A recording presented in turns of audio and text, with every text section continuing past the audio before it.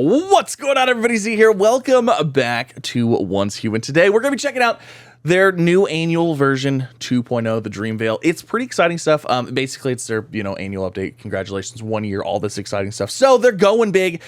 We've got some new game modes. We've got some finished game modes. We got a whole bunch of rewards and prizes and stuff like that going out. Basically, you hop in, you play the game. There's a whole bunch of free stuff you can get while you're playing. There's some new class systems, which look super cool. I'm personally excited for that. And yeah, we're going to kind of just go over everything briefly here. And then I'm going to probably dive into more stuff with dedicated videos, specifically the class systems. We'll lightly talk about them, but I want to hop in and check them out and actually make a video and talk about each one individually. Right now, the update is not out yet. It comes out, I believe it's tomorrow, July 2nd, Pacific time, but I believe it's July 3rd. Overseas time. Anyways, so I believe it's tomorrow at the time of release this video. It should be tomorrow, July 2nd. But yeah, let's go ahead. Let's look through here. Let's see all the exciting stuff. Also, the game is 100% free to play. There's no pay to win mechanics. Everything you purchase in the game is cosmetic. So that is exciting. A lot of people typically like that. But let's talk about the annual version 2.0 Dream Veil. Now, if you're new to Once Human, or you haven't been playing for a while, there's a couple of things. There are now permanent servers. A lot of people wanted permanent servers to stick around so you didn't have to reset, you didn't have to restart every few weeks, which I completely understand that. But I think eventually you're going to understand that the game is fast enough paced and the things you lose don't really matter. But they are there now for your option, so you can play them. You can stick around, you can have your stuff if you want to, and then choose to go to something whenever you want. But yeah, so let's go ahead and talk about it. So we've got, let's talk about the rewards. I guess we'll hop into these rewards. Why not? So participate in the version event to get 11 draws from the Lightforge loot crate. These are their premium loot crates. Normally you have to pay per loot crates, all that stuff. That's the monetary side of things. You're also going to get, gather at the Dreamland to get a chance to receive a Lightforge ingot, which is basically another thing associated with that. You get 17,000 Starcrom, and you get 40 draws at the Wish Machine. So the Wish Machine is kind of like how you unlock your blueprints and stuff. So very fun stuff there. That's how you unlock weapons, blueprints, fragments, all that stuff. It looks like there's going to be a fashion set for, being logged in during the time. So you can get this fashion set here. Also, 200 draws for morphed deviations. That sounds pretty cool. Again, I'm going to go more into these once I know a little bit more. But, morph deviations, those are the shinies, and those are fun. Everybody wants to collect all the deviations. The deviations are so much fun in this game. I absolutely love it. They have a pre-registration thing. So here is the version features. There is a new scenario, and it is the Endless Dream is what it's called. So basically, this is the first time that you're going to be able to access the entire northern region of the map, which is where Way of Winter was, and the eastern part, which is where Manibus is. Now, the western part of the map is still not going to be open. That's just future stuff. But in this scenario, you will be able to access the entire map that we've seen so far, which is pretty cool. Now, within this, there's going to be pockets of this dimensional reality, like Stranger Things-esque. I mean, the entire game is basically Stranger Things-esque. But there's going to be these bubbles of stuff in there, and there's other things going on in there. It's a fun time. Again, we're gonna be streaming this too when this comes out. So if you have questions about this, I'm gonna go more into depth once it actually comes out, and I can hop in and play a little bit more. I played it right at the very beginning, but it was early access kind of thing, so it wasn't fully done, fully fledged out, all this stuff. Well, now it's out. Now it's gonna be done. So I'm excited to check that out. The one thing I'm really, really excited about is actually these 3 new class systems. So we have a brand new class system that allows you to become either the Beast King, cultivate anima to battle deviants, and cook imaginative dishes. So I'm going to go into a little bit more of this in just a second, but I kind of want to just look at all the stuff they have here. A variety of casual modes, including racing competitions, shooting challenges, and capturing morphed deviations. So basically, there's going to be a whole bunch of other event things you can do in-game going on. And then abundant and generous rewards, limited time fashion weapon skins, giveaways, and billions in annual mall subsidies. I guess they're going to give you free stuff. So that's basically what's going on. So if you don't really know what Once Human is, it is a open world survival, post-apocalyptic, like I said, Stranger Things-esque kind of game. It's like a shooter. It's a looter. You have like survival mechanics. There's base building. You have deviants you can capture. You know, creature capturing. There's all kinds of stuff you can do in this game, and it's an absolute blast. Like I said, it's 100% free to play. So if you guys are interested, I have a link down below.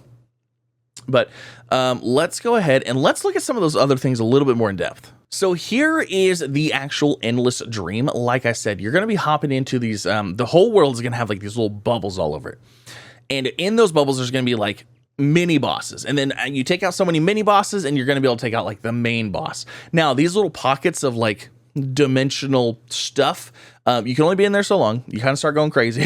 You know, it's an endless dream, and it's kind of like a group effort because you can do like the bigger bosses as a group, but you can also kind of work on these as a solo player if you want to, or you can hop in with other people doing it as well. There's usually when a server pops off and it's brand new, there's tons of people playing. You can always hop in, you can always find people to play with, but you can absolutely play solo. Also, I would like to mention that almost everything here is PvE.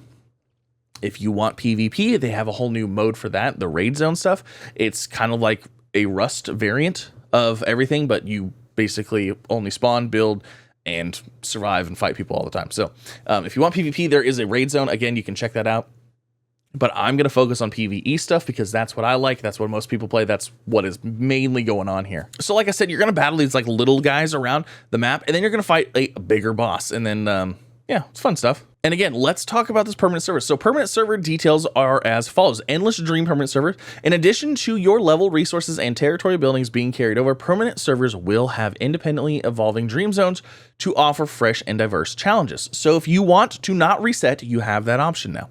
The Way of Winter, the update tester, due to major mechanical changes, permanent servers for the Way of Winter update test server will operate independently from permanent servers for the original version of Way of Winter. So they're currently working on a new Way of Winter, basically tweaking it a little bit.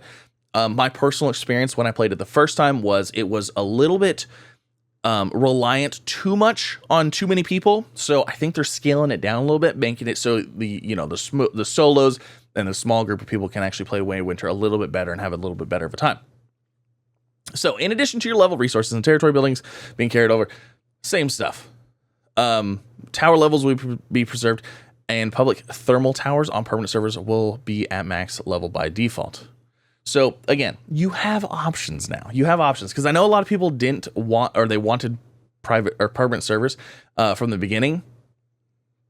Well, now you have them. I don't personally stay on permanent servers because I like resetting. I like going out and exploring things, trying new builds, trying new stuff, and having a good time. You know what I mean? Like upgrading stuff, experiencing stuff again. Now, like I said, I think it's fantastic that they have it. I think people should be able to play the way they want, and I'm excited for you. Okay, so let's talk lightly about the classes. So we've got the chef. The chef is inspired by real-life cooking where novices follow recipes, experts refine them, and masters invent them. Breaking from the formula-based cooking system, chefs can freely combine ingredients to create innovative dishes with dynamic effects. The glutton talent allows chefs to stack dish effects, maximizing their benefit from these culinary creations. To record and utilize their recipes, each chef starts with 2 items. So basically, you're going to be able to create your own dishes. It sounds like you're going to like mix and match abilities, which sounds pretty cool. I don't know if you're not aware, there are some food dishes that buff, certain classes, certain effects, certain things like that. So be able to mix and match those. That sounds pretty cool. But you're gonna have a starting item, a campfire stove, which is a portable cooking facility that can quickly be deployed outside of your territory. Fully solar powered. It doesn't require logs or fuel to start making delicious dishes. You can also place dishes on the campfire stove for others to use. And then you have Gourmet Atlas. Gourmet hunters use this to note down their creative recipes. All creative cooking dishes you've made will be recorded inside. So you can basically pop down a stove anywhere, make some food on the go. That's pretty cool. That's pretty neat. Now, I'm not going to go into these again. I'm going to make probably a dedicated video for each one of these classes and kind of talk about it. But we also have the gardener. It's known that grafting crops with each other can completely transform their growth patterns. But in Nalcott, you can even graft crops with biomechanical parts. Picture this surreal scene in a post-apocalyptic wasteland overrun by deviants. A row of plants stand guard to protect their home. And biomechanical crops aren't just useful in combat, they can produce and gather resources too. The portable planter box also allows gardeners to carry biomechanical crops with them, assisting them in both combat and gathering beyond their territory. This one, is probably my personal favorite. This is the one I'm going to be the most excited about. Basic, like, I mean, is this like Plants vs Zombies kind of stuff? I'm excited for it. I'm excited to see what you can do. I'm excited to see how you can adjust your plants to like to gather resources for you and stuff and defend stuff. That sounds like a lot of fun. So starting items for that: portable planter box used to store biomechanical crops or cultivate seeds on the go. And then environment detector tracks nearby environmental conditions when held in hand. So I'm going to guess there's probably some kind of like, oh, this environment's good for this environment's good for this. Again, I'm not going to go into those because I'm trying to just do a light touch on these. And then you have Beastmaster. I think a lot of people are going to go with this one, personally. I think a lot of people are going to really, really like this one because I'm curious to see, well, hold on. In the past, animals in Once Human were just livestock for producing resources, offering no opportunity for interaction, companionship, and growth. But with the Beastmaster class, players can now understand animal conversations and communicate with them freely. On Nalcop, Beastmasters can unleash the full potential of their animal companions. Lead a pack of wolves into battle against Rosetta, have a grizzly bear help you fish for salmon, or use a rabbit's burrowing skill to unearth rare delicacies hidden underground. I think people are going to like this one. I think this is probably going to be a lot of people's favorite. So, starting item, you get the Beast Whistle. Summons a beast partner to assist in exploration outside the territory. You can link an animal to your Beast Whistle in your territory. Your starting partner, pick your starting partner. Pongo, Misha, or Shiro. Pongo, a green boar that excels at gathering, can also forage for rare items. Misha, a golden bear with a larger build than most, serving as a solid wall in battle. And then Shiro, a white wolf that is a late bloomer with the potential to become an alpha, capable of evolving through battles. That just sounds fun. So you've got, you've got Pongo, the boar, which can go out and gather stuff. Misha is your tank, and Shiro is your damage. All of these sound really cool. This is exciting. I'm really, really excited about the classes specifically. Like this is going to be super cool. But yeah, so there you go. There you have it. That's kind of like the annual update. This is the pre-update information that I have, and it's out on their Twitter. So if you guys want to check it out, you can go follow them on Twitter. You can go check out all their patch notes and stuff like that if you want to dive more into it. But like I said, I'm going to maybe be making videos on it once we get into it. We're going to be probably live streaming this as soon as it goes live. Like I said, I really want to check out. We're going to be checking out Endless Stream on the main. My main character is probably going to be on Endless Stream.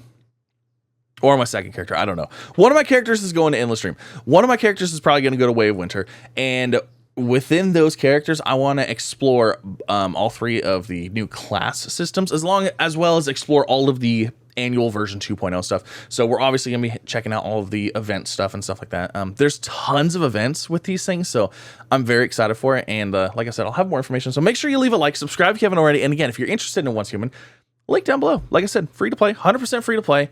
Everything that you do pay for in the game, if you want to, is cosmetic. So there's no pay to win mechanics. So, but yeah, thanks again for coming out. Have a wonderful day. I'll see you next time. Bye, everybody.